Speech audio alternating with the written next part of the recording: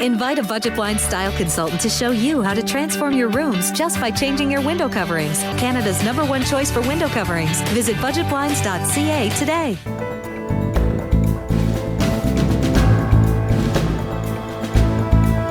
Welcome back, everyone. Now, it's a sport that takes skill, quickness, and horsemanship. Barrel racing was front and center at Lee Park Rodeo, and we get a behind-the-scenes look at a racer who knows what it takes to groom the best. It was just kind of a natural thing. Both my parents were in rodeo and my mom's a barrel racer, and so it was just something we did as a family. I like to have my horses looking nice as well as being in shape. It's one part sportsmanship, another part speed.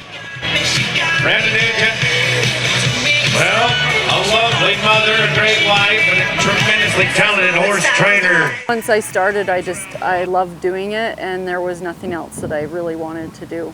I played sports in high school, but rodeo was always my true passion. Randa Nugent has been involved in the sport of barrel racing for more than 2 decades.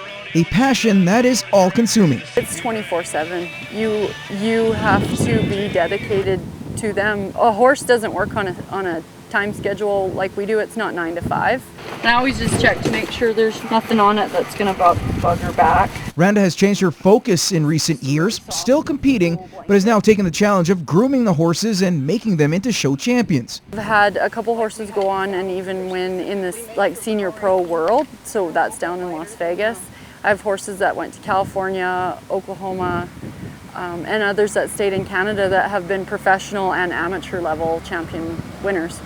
Even as the success grows, there are challenges. Sometimes they don't exactly want to do what they've been taught or shown to do. My horse, for an example, right now is a little bit scared of the bucking horses, so she's just got to get over that. But that kind of throws a loop in my training program, but it's just something they have to work through. In the end, it's all worth it for Randa. I love to take my horses and get them to that next level that somebody can get on them and go and rodeo on them and win on them. I love seeing that even more than competing myself.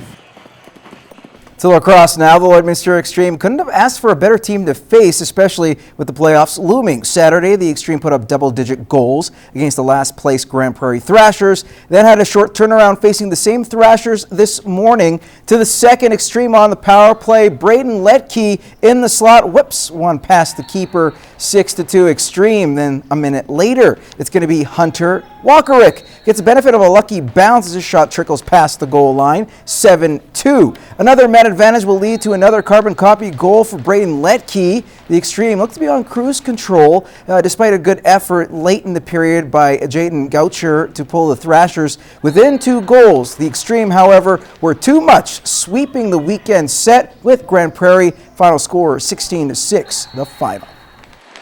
That's what we needed out of this weekend. We got the 4 points. We definitely got to work on a couple things on defense, and I think the help defense really came through this weekend, and hopefully it carries through next weekend. We gave ourselves a little bit of breathing room now in the 6th and final spot there in the playoffs, but we still need to keep getting those W's. Points are going to be, those teams are right at their heels still, so we still need to get some W's here. To the NSRBL now, the Lloydminster Twins were in Meadow Lake this weekend, taking on the Sox in a double dip. Now, Game 1 didn't go the way they planned, dropping that one by a score of 3-2. The back half of the contest, the Twinkies exact some revenge, doubling the Sox 4-2. Lloyd is back in action Thursday when they face the Border City Blue Jays for the final time in this regular season. Meadow Lake faces the Midwest Expos next weekend. To AAA ball, the Northwest Prairie Pirates back in action after sweeping the Parkland Expos. The Bucks face Swift Current today in Kindersley.